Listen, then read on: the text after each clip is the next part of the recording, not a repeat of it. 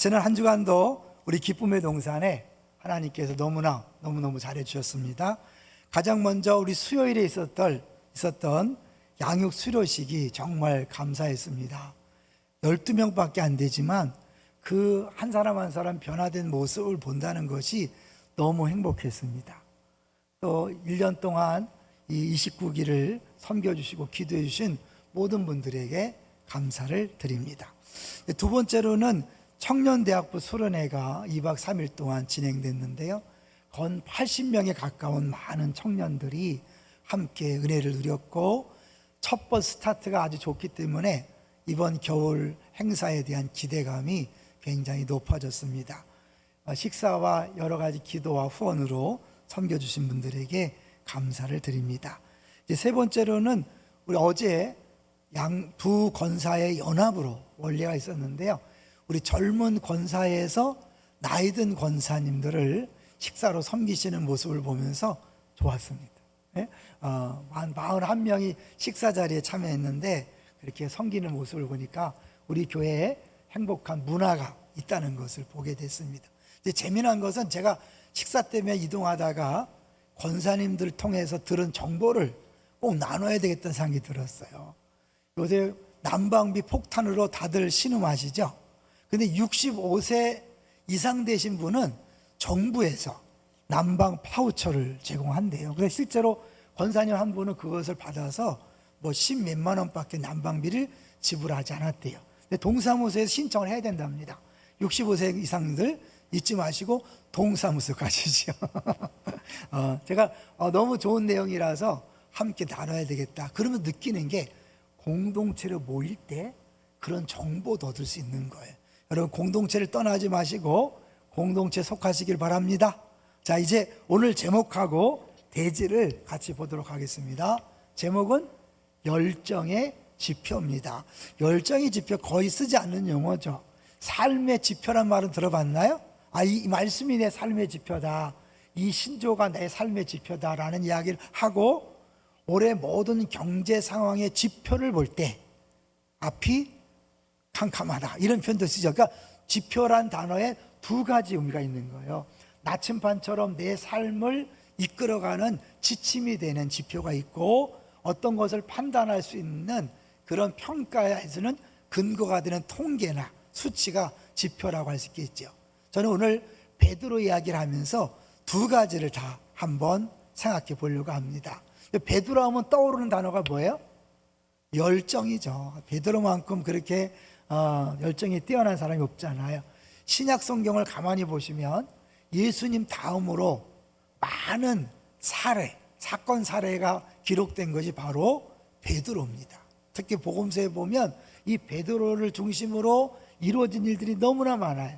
그래서 이 베드로에 대한 재미난 유머가 있는데요, 들어보셨나 모르겠어요. 베드로만 모든 사도들 가운데 유일하게 자기 부인하고 함께 선교를 했다. 성경 이야기는 아닙니다. 유머입니다. 그럼 왜 베드로만 자기 부인하고 선교를 했냐면, 베드로는 예수님의 말씀을 오해한 거죠. 예수님이 누구든지 나를 따라오려거든 자기를 부인하고 그랬는데 를자를 빼먹었어요. 그래서 자기 부인하고 나를 따르라 그랬다는 거죠. 얼마나 베드로가 엉뚱했으면 그런 유머가 나왔을까요? 성경 아닙니다. 또 이게 너무 기억하셔서 딴 데 가서 막 얘기하시면 제가 이단으로 몰릴 수 있습니다. 유머인데요. 자, 베드로 한번 볼게요. 성경 전체를 이렇게 한번 보면서 베드로가 어떤 일들을 벌였는지 볼게요. 베드로는 고기 잡는 기적을 체험했죠. 그래서 예수님이 그 기적을 체험한 다음에 나를 따라오라, 그래서 따라왔던 사람입니다. 그 다음에 보면 예수님이 물 위로 걷는 것을 보면서 다른 제자들은 가만히 있는데 나 물 위 걷게 해주세요, 걸어라, 걸었던 사람이, 물론 금방 빠졌지만 물 위를 걸어본 아마 역사상 최초의 인물이 아닐까, 그런 생각이 들어봐요. 세 번째는 너희는 나를 누구라 하느냐 할 때 가장 멋진 고백을 했어요. 주는 그리스도시요 살아계신 하나님의 아들이다. 예수님 원하시는 정답을 얘기했죠. 하나님이 알게 하신 거예요. 그런데 문제는 바로 뒤이어서 이상한 소리를 합니다. 예수님, 내가 십자가를 지고 주겠다 그랬더니 그러면 안 됩니다. 원어적으로 보면 멱살을 잡고 그러면 안 됩니다 했다고 말할 정도의 그런 행동을 한 거죠. 예수님께서 사단아 물러가라. 잘 생각하세요. 방금 전에는 성령의 깨달음을 통해서 최고의 고백을 했던 베드로가 바로 뒤에 사단의 도구가 된 겁니다. 사단의 통로가 된 겁니다. 그럴 수 있어요. 여러분, 우리가 지금 펄펄 뛰면서 주를 섬긴다 하면서 자칫하면 사단의 졸개 역할을 할 수도 있음을 기억하십시오. 늘 조심하셔야 합니다. 자, 그 다음 볼까요? 베드로가 이제 제자들의 발을 씻어주는 예수님에게 내 발은 절대 씻겨주지 못합니다. 그래? 그럼 너와 나 상관없어. 그러면 다 씻겨주세요. 예수님께서 한 번 씻으면 발만 닦으면 돼, 자식아. 이런 거죠. 재밌게 표현한 거죠. 그러니까 한 번 씻었다는 건 십자가를 통하여 다 죄 용서함 받았으면 이제는 어떻게 해요? 발만 닦는, 우리 관계 면에서 수없이 짓는 안경 먼지를 닦아내듯이 매일 죄를 씻어내는 그런 것만 하면 된다는 거죠. 그 다음 볼까요? 이제 예수님께서 이 잡혀갈 때 베드로가 칼을 뽑아서 귀를 잘랐죠. 예수님이 칼 꽂아라. 칼로 힘을 쓰는 자는 칼로 망한다. 교회에서도 힘쓰지 마십시오. 여러분, 힘쓰다가 더 힘쓰는 사람한테 당합니다. 조심하십시오. 그 다음 볼까요? 제자들이 다 예수를 버리고 도망할 때 베드로는 갔을까 안 갔을까요? 같이 도망갔어요. 그러다가 그래도 궁금하니까 다시 예수님 잡혀온 뜰로 찾아왔죠. 그리고 거기서 예수님을 3번 부인합니다. 3번 모른다고 했고 닭이 우니까 예수님 말씀이 생각나서 밖에 가서 통곡했다. 그런 내용이죠. 자, 이 베드로가 정말 아주 정말 총천연색이라고 할 정도로 다양한 사건을 일으켰는데 그만큼 뜨거운 열정이 있는 거죠. 근데 이 열정이 사실은요, 잘못된 열정이었다는 것을 오늘 본문이 보여주는 거죠. 그래서 이 열정이 제대로 된 열정으로 바뀌어가는 과정을 같이 나눠보려고 그래요. 그래서 먼저 지표에 대해서 한번 볼 텐데요. 지표란 단어, 우리 좀 전에 설명했지만 방향이나 목적, 기준 따위 나타내는 표지라 그랬죠. 5개를 읽으면서요, 서로 어떻게 다른지 2종류의 지표가 나온다는 거 말씀드렸어요. 한번 읽어주세요. 그 목사님은 성경 말씀을 지표로 삼고 사셨다. 외모는 아름다움을 판단하는 지표 중에 하나일 뿐이다. 인생의 지표를 잃고 방황하는 청년들에게 무엇이 필요한가?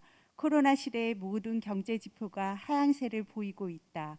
흙이 하얗게 변하는 것은 토양 산성화의 지표이다. 문제. 몇 번이 같고 몇 번이 다를까요?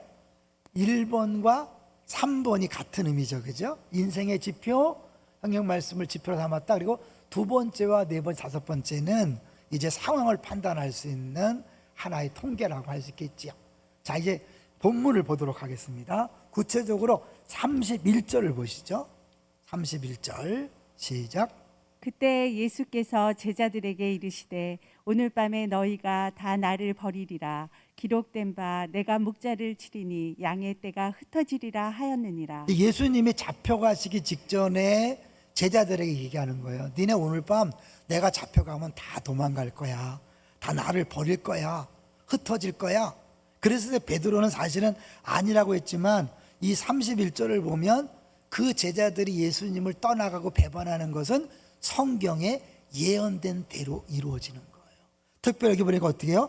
내가 목자를 치리니 할 때 성경을 보시면 뭐가 되죠? 기억 써 있죠. 기억. 성경 갖고 다니셔야 되는데 기억하면 그 밑에 스가랴 13장 7절이 되어 있어요. 구약에 하나님이 사실은 목자이신 예수님을 심판하는 거, 우리 대신 심판했을 때 자연스럽게 양들이 흩어지는 것을 이야기하는데 베드로는 뭐예요?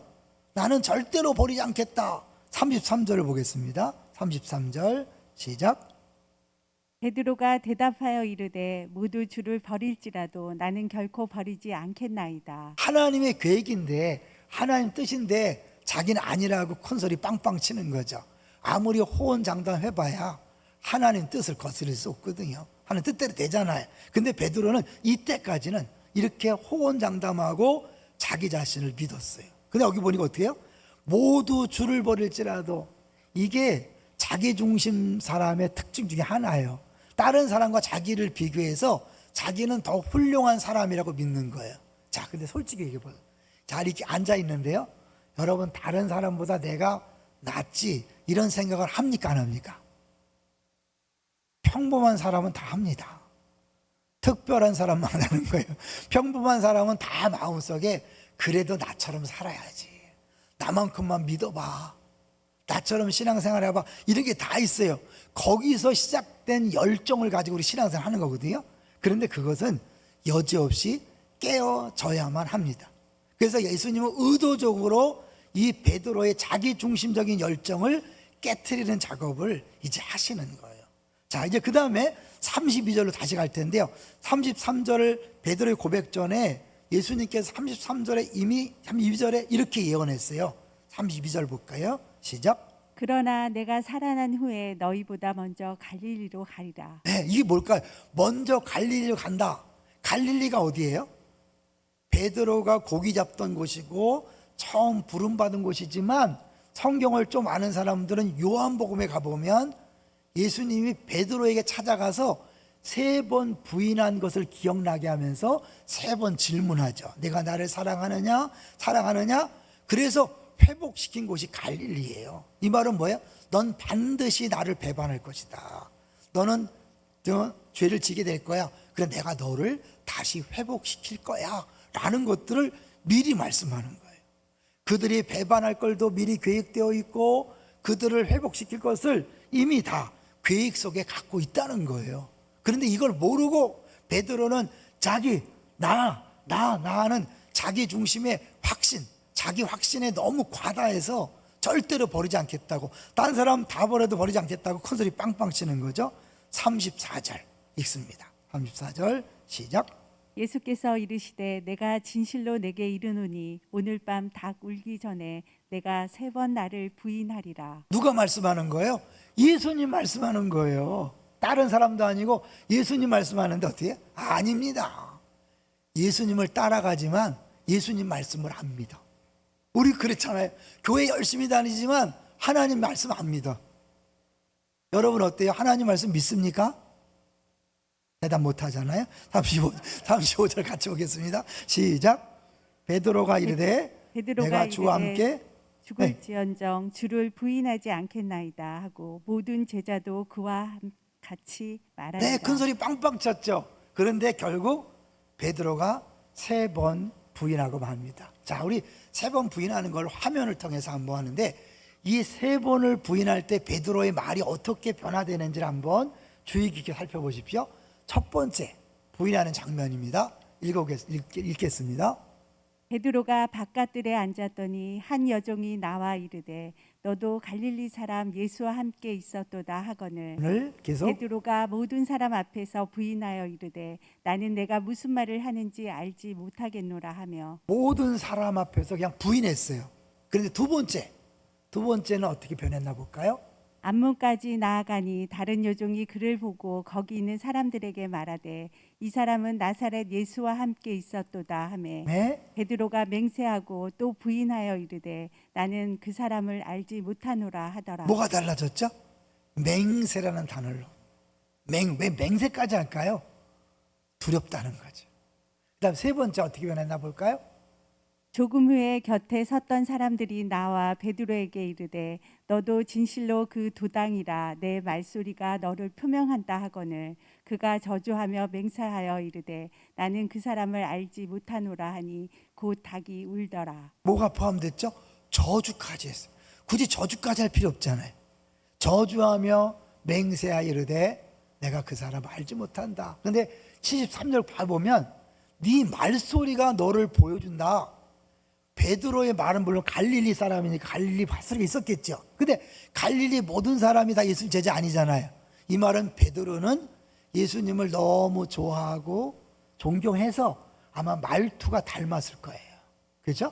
그랬으니까 얼만큼 베드로가 열정적으로 예수를 따라갔는가를 보여주는 거죠. 근데 열심히 주를 따라가는 것이 사실은 신앙생활이 아닙니다. 진짜 신앙생활은 열심히 주를 믿는 거예요. 그래서 이제 이 베드로도 예수님을 부인했지만 가룟 유다가 예수님을 팔아먹었잖아요.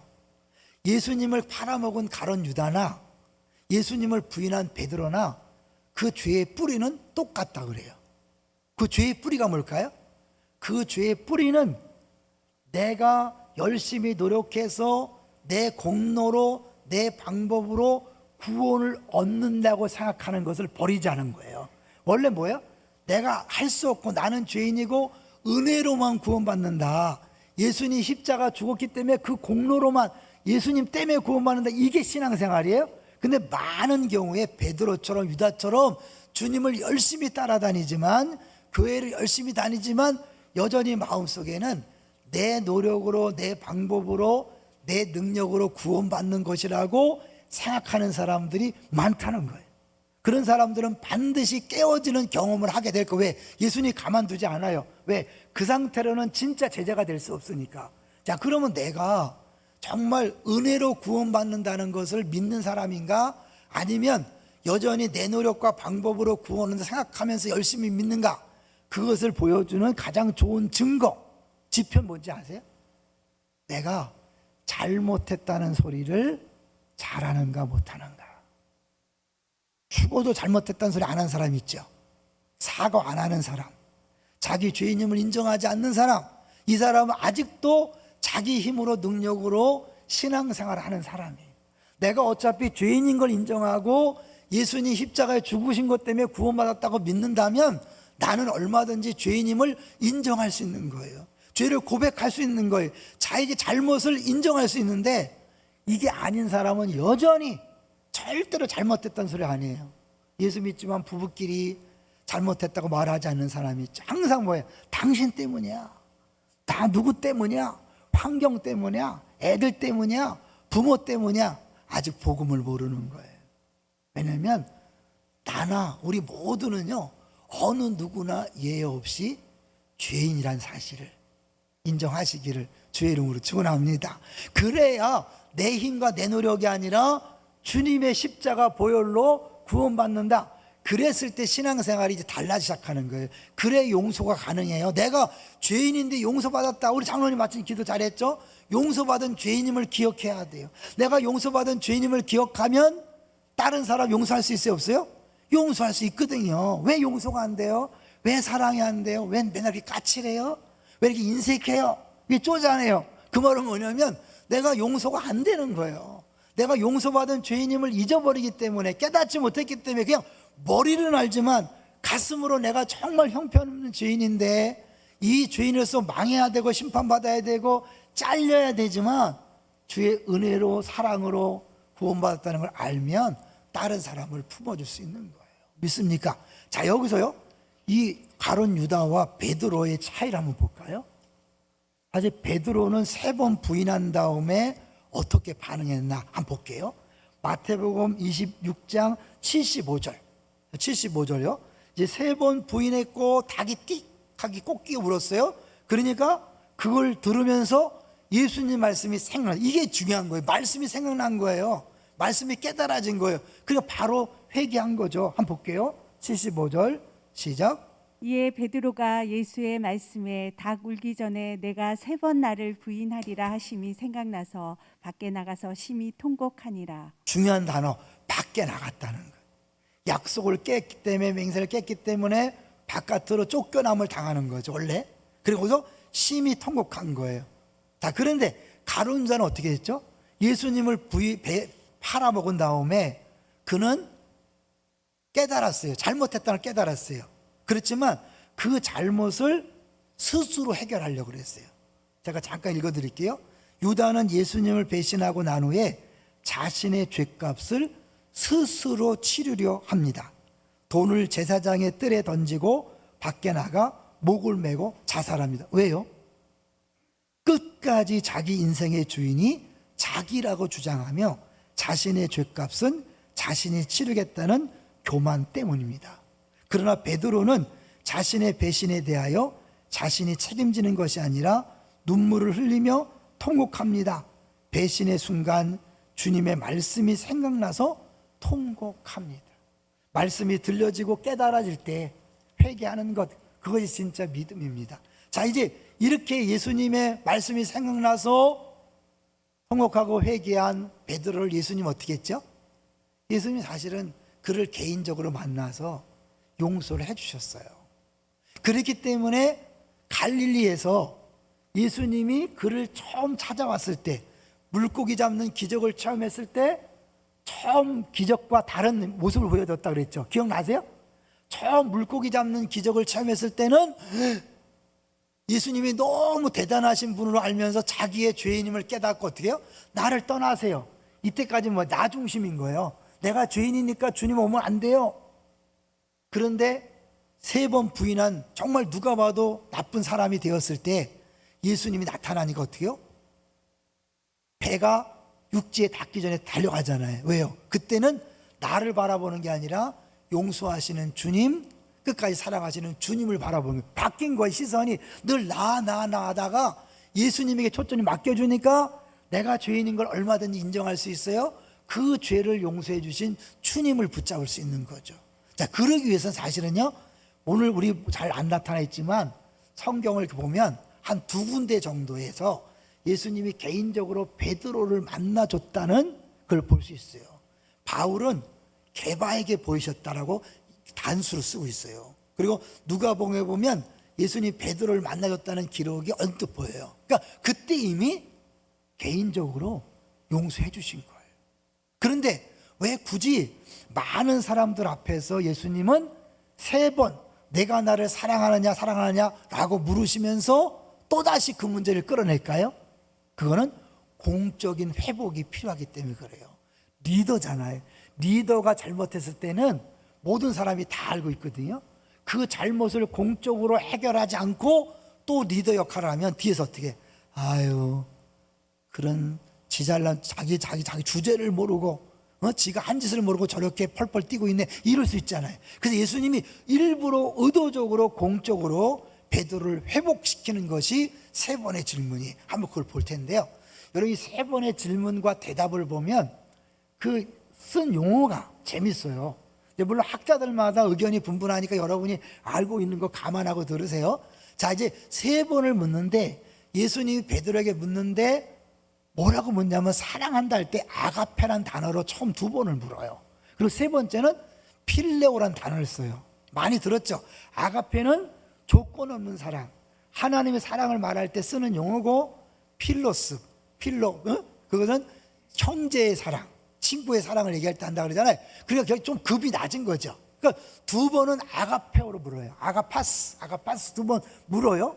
그리고 3번째는 필레이스라고 그렇게 물어요. 왜 그럴까요? 물론 이제 2개의 단어를 그냥 교대로 쓰는 문화이기 때문에 똑같다고 설명하는 분도 있어요. 틀린 건 아니에요. 그러나 굳이 그 성경 저자가 저렇게 단어를 바꿨을 때는 의미가 있겠죠. 그죠?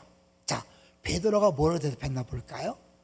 베드로는 이 3번의 질문에 대하여 3번 대답을 하는데 처음부터 끝까지 필레오란 단어를 써요. 자, 이거는 뒤쪽에 끝쪽을 보는 거예요. 필로세, 마지막 또 필로세라고, 필레오. 예수님이 아가페, 필레오, 아가페, 필레오, 뭐겠죠?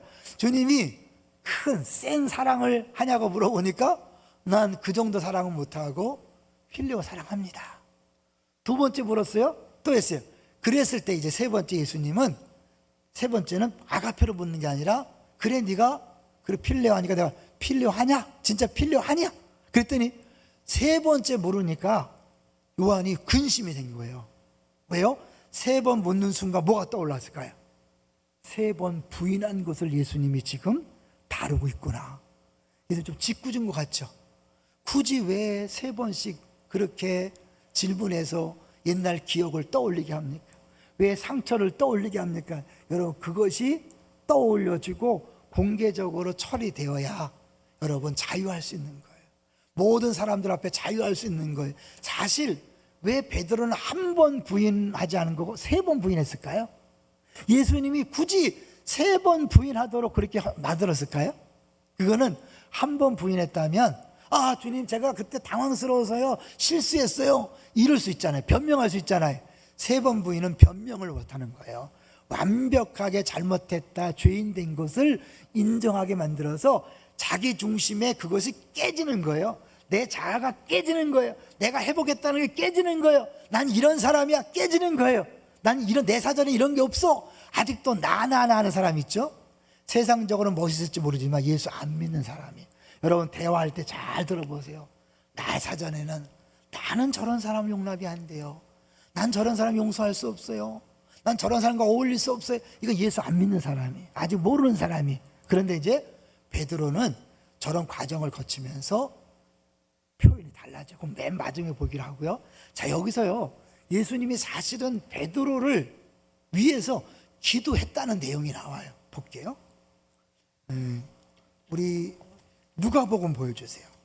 누가복음 8번 보여주세요. 8번에 보면 이 마태복음에 나와 있지 않지만 누가복음에 3번 부인할 것을 말씀하기 전에 이 말씀을 하셔요. 자, 22장 31절을 읽어볼까요?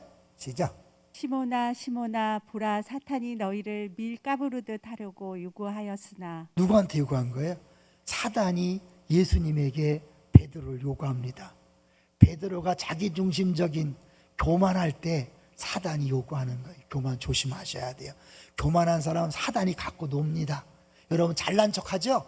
100% 사단에게 놀림당하고 사단의 통로가 되는 거예요. 사단이 자기가 마음대로 하겠다는 거예요. 예수님께서 어떻게 했어요? 32절 볼까요? 시작. 그러나 내가 너를 위하여 내 믿음이 떨어지지 않기를 기도하였노니 너는 돌이킨 후에 내 형제를 굳게 하라. 예수님이 기도한다는 거예요. 3번 부인한 것까지 막아주는 게 아니에요. 예수님이 기도했다면 3번 부인하지 않도록 막을 수 있잖아요. 근데 3번 부인은 필수야. 왜? 그래야 내가가 쏙 들어가거든요. 나 중심의 자아 확신을 가지고 나는 이런 사람입니다. 다른 사람보다 낫습니다. 난 내 능력으로 얼마든지 주를 따라갈 수 있습니다. 이걸 깨트려야 되기 때문에 3번 부인하는 것은 주님이 허용하지만 그것으로 끝이 아니라 너를 돌이키겠다. 갈릴리에 가서 돌이킨 다음에 내 형제를 굳게 하는 리더가 되어라. 그런 거예요. 그러니까 이 모든 게 다 뭐예요? 주님 계획 속에 있었던 거예요. 자, 그러면 제가 이 자리에 있는 건 제 노력이고 제 실력입니까? 아니죠. 주님이 나를 위해 기도하는 거예요. 내가 죄를 지어도 하나님이 어느 선에서 막으시고 있는 거예요. 더 갔으면 끝나는 거예요. 주님이 막으시는 거예요. 그러면서 철저하게 제 교만을 깨트리는 거예요. 내 힘으로 할 수 없음을. 여러분이 죄를 짓고 실패하고 좌절하고 정말 믿는 사람답게 살지 못했을 때 나는 이제 일할 수 없어, 난 사표 낼 거야, 그러지 마세요. 여러분, 그것이 주님이 하시는 작업이에요. 그걸 통해 여러분이 아무것도 아님을 깨닫기를 원하시는 거예요. 그래야 십자가를 붙드는 거예요. 그래야 보혈을 의지하는 거예요. 그때부터 진짜 일꾼이 되는 거예요. 아직도 나 하는 사람은 아직 주님의 일꾼이 아니에요. 주님 제자가 아닌 거예요. 기도하시는 거예요. 배반하는 것까지는 허락해요. 그러나 낙심해서 끝나는 게 아니라 통곡하고 주 앞에 나오고 주님이 그를 만나줘서 용서하신 다음에 공개적으로 그를 회복시킵니다. 자, 그래서 박스를 보여주는데 6번 박스 볼까요? 아까 계속 얘기했던 내용의 정리입니다. 시작. 공적인 실패는 공적으로 회복되어야 한다. 이미 개인적으로 해결된 것을 왜 주님은 또다시 제자들 앞에서 다루시는가? 베드로가 3번 부인한 것은 누구나 다 아는 일이었다. 그러므로 다른 제자들이 보는 앞에서 공적인 회복의 절차가 필요했던 것이다. 누가 봐도 저 사람은 잘못했다. 교회 안에서 잘못했다. 그렇다면 여러분도 사실은 그 잘못을 인정하시고 용서받은 사람답게 잠깐은 좀 조용히 계시면 좋겠어요. 왜냐하면 하나님 앞에서 내가 용서받았다는 사실을 인정한다면 이제 그만큼 다른 뭐예요? 공적으로 모든 사람이 인정할 정도, 아, 저 사람은 정말 회개한 사람이구나, 하나님이 회복시킨 사람이구나 라는 것들을 사람들이 인정할 수 있어야 돼요. 예수님이 그렇게 하시는 거예요. 이 베드로가 수제자고 리더고 이제 이방인을 연결시켜야 되는 교회의 기초가 돼야 되는 사람이기 때문에 하나님이 공적으로 어떻게 보면 짓궂은 것처럼 3번 묻고 물어서 본인에게 상처를 뒤집어 다시 까는 것처럼 보이고 많은 사람들 앞에 다시 한번 베드로의 3번 부인을 또 분명하게 느낄 수 있게 했지만 그것이 결국 베드로 베드로를 살리는 길이었고 회복시키는 길이었다는 거예요. 자, 그래서 이제 7번을 볼게요. 7번을 보여주시면 이제 이 베드로가 어떻게 변화됐는가를, 확실히 변화된 걸 보여주는 지표가 있어요. 지표. 같이 읽어볼까요? 시작. 베드로가 진짜 열정의 사람으로 변화되었다는 것을 보여주는 지표는 주님이 아십니다라는 고백이다. 자신을 신뢰하는 삶에서 주님만을 신뢰하는 삶으로 변화되었음을 보여주는 가장 확실한 증거이다. 내가 어떤 단어를 많이 쓰는가? 나는 아직 변화되기 전이에요. 주님이 하십니다. 주님이 하십니다. 주님이 원하시면 주님이 계속 주어가 되어야 신앙생활이 진짜 달라질 수 있는 거죠. 자, 보세요. 예수님이 너 나 사랑해? 네, 사랑합니다. 너 나 사랑해? 사랑합니다. 너 정말 나 사랑해? 근심하면서 뭐예요? 주님이 지금 제 마음을 아십니다. 옛날 같으면 큰소리 빵빵 치지만 내가 또 사랑하지만 언제 배반할지 모릅니다. 나 또 배반할 수 있는 죄인입니다.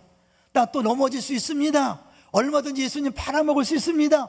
그러나 주님, 내가 지금 이 순간만은 주님 사랑하는 게 진심인 거 아시죠?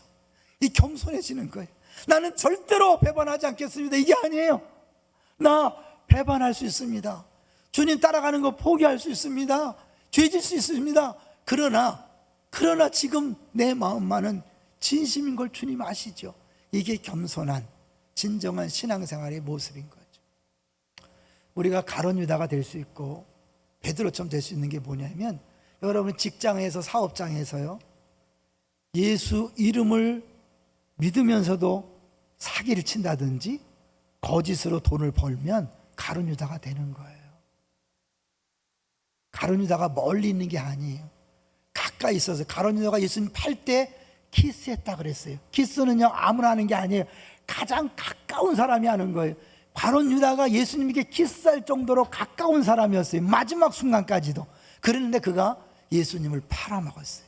내가 신앙생활을 잘하지만, 교회에서 봉사를 잘하지만, 정작 직장에서 사업장에서 분명히 예수 믿는 사람인데 다른 사람 눈물 나게 하는 사기치고 거짓말하고 더러운 이익을 챙기는 것, 그건 가룟 유다가 되는 거예요.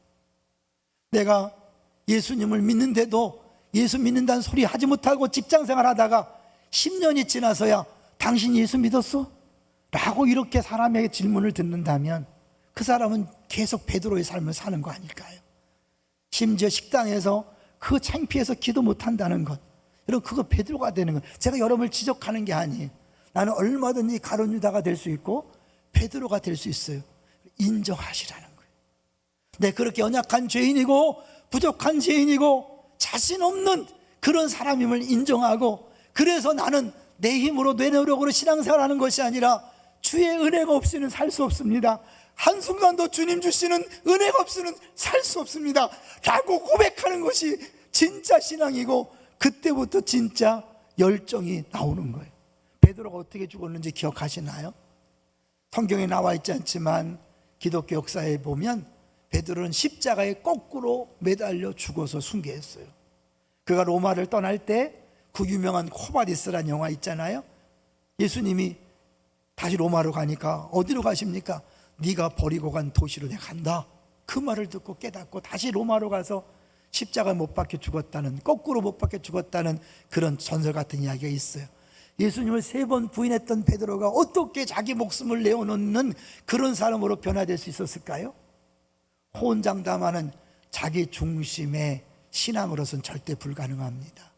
처음부터 마지막까지 결국 예수님의 뜻대로, 하나님 뜻대로 된다는 사실을 확실히 믿고, 내가 아니라 주님 때문에 내가 구원받았고 주님 은혜로 산다는 사실을 확실히 믿으면 담대해지는 거예요. 왜요?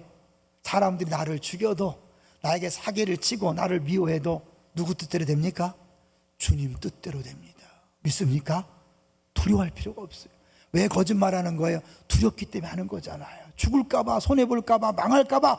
그런데 주님이 그 모든 것들을 주관하고 있다면 그분이 나를 사랑하기 때문에 두려울 게 없는 거죠. 망한 것처럼 보이지만 다시 일어날 것이고, 죽었다 할지라도 다시 부활하는 것이고, 암에 걸렸다가도 나올 수 있고, 암으로 죽는다 할지라도 그것이 끝이 아니라 하나님께서 나에게 부활을 약속하셨기에 두려워하지 않고 낙심하지 않고 투벅투벅 걸어가는 겁니다. 자, 그러면요, 어떻게 우리 베드로가 죄를 졌는데 그냥 용서하실 수 있을까요?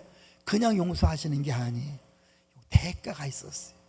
여러분, 예수님이 영문 밖에서 죽었다는 히브리서 표현을 기억하시나요? 왜 영문 밖에서 죽었다는 표현을 쓸까요? 베드로가 3번 부인했어요. 약속을 깼어요. 맹세를 깼어요. 약속을 깬 사람은 이 땅에서도 쫓겨나는 거예요. 공동체에서 뭐예요? 약속을 어겨봐야 넌 나가. 공동체에서 쫓겨나고 사회 쫓겨나는 것이 약속을 깬 사람의 결과예요. 베드로는 약속을 깼기 때문에 쫓겨난 거예요. 근데 그가 울고 거기서 끝났어요. 왜요? 예수님이 대신 죽었기 때문에. 잘 생각하세요.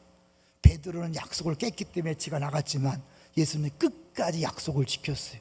심지어 할 수 있거든 이 잔을 내게서 옮기시옵소서라고 기도하다가 마지막에 뭐라고 기도했죠? 내 뜻대로 마옵시고 아버지의 원대로 되길 원하나이다. 하나님의 약속을 붙잡고 약속대로 말씀대로 끝까지 순종했는데 결과는 뭐예요? 결과는 축복이나 행복이 아니라 오히려 버림당했어요. 아버지에게 버림당했어요. 예수님은 세 사람이 아니라 2사람하고 한 분에게 버림당했어요. 첫째, 유다에게 버림당했어요. 베드로에게 버림당했어요. 진짜는 누구에게? 하나님에게 버림당했어요. 엘리 엘리 라마 사박다니. 왜 하나님 앞에 버림당했어요? 그는 끝까지 약속을 지켰고 말씀에 신실했고 주의 뜻대로 끝까지 순종했는데 왜 버림당했을까요? 내가 배신했고 내가 팔아먹었고 내가 죄진 것에 대한 심판을 내가 받아야 되는데 예수님이 대신 그 심판을 받고 죽으신 거예요. 그렇기 때문에 주님이 나를 용서할 수 있고 나를 회복시킬 수 있고 내가 다시 이 자리에 설 수 있는 겁니다. 할렐루야. 여러분이 지금 이 자리에 있는 것 내 공로와 내 노력이 아닙니다. 주님이 대신 죽었기 때문에, 대신 대가를 치렀기 때문에 내가 이 자리에 있는 것입니다. 그렇다면 이제 우리는 어떻게 해야 될까요? 내 주변에 용납할 수 없고 용서할 수 없고 품을 수 없고 말을 섞기 싫고 함께 있기 싫어하는 그 사람들을 참아주고 용납하고 기다려주는 것, 그것이 우리들이 해야 될 일이 아닐까요? 주님이 그것을 위해서 베드로를 회복시킨 것이고 그 회복을 시키기 전에 그런 철저한 자기 깨어짐을 통하여 네가 깨어졌고 네가 배반했지만 네가 심판받아야 되지만 내가 대신 심판받고 너를 용서하고 용납한 것처럼 너를 회복시킨 것처럼 너도 가서 다른 사람을 용서하고 용납하고 회복시켜라. 기다려줘라. 그런 거잖아요. 이번에 우리 양육 29기에 제가 한 사람을 주목하고 있어요. 그 사람은 정말 처음에 1~3단계 때 사진도 찍기 싫어했어요. 그만큼 대인기피증이 있었고 정상적인 생활이 불가능했던 사람이었어요. 그런데 그가 이번에 수료했고요, 이 앞에 나와서 그 조가 유난히 길게 했는데 율동 같이 했고요, 연극도 다 했어요. 사진도 안 찍겠다는 사람이 그렇게 바뀌는 거 누가 하셨어요? 주님이 하셨어요. 우리가 알지 못해. 양육을 통해 그렇게 바뀔 줄 아무도 상상 못했어요. 주님이 바꾸시면 바뀌는 겁니다. 그때까지는 우리는 참고 기다려주는 거예요. 정가신 목사님 아시죠? 네? 화성에서 목회 잘해요. 중고등 때 전도사님이 너 교회 나오지 말라 그랬어요. 그만큼 엉터리였어요. 그만큼 교회에 오히려 해를 끼친다고 생각해서 그랬어요. 여러분, 우리 그러면 안 돼요. 그렇게 변화될 걸 누가 알았겠어요? 그런데 우리는 알지 못해서 자꾸 그러는 거잖아요.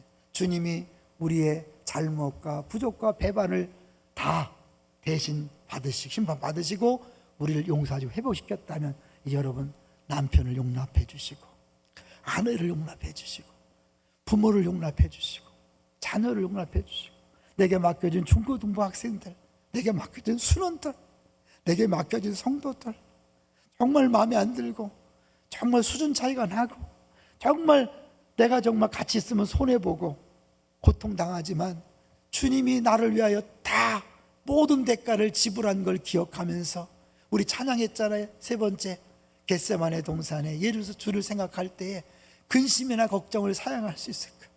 내가 어떤 부끄러운 수치를 사양할 수 있을까? 기꺼이 당함으로, 기꺼이 감당함으로 또 누군가를 구원하고 누군가를 치유하고 회복하는 우리 모두가 되시기를 주의 이름으로 축원합니다.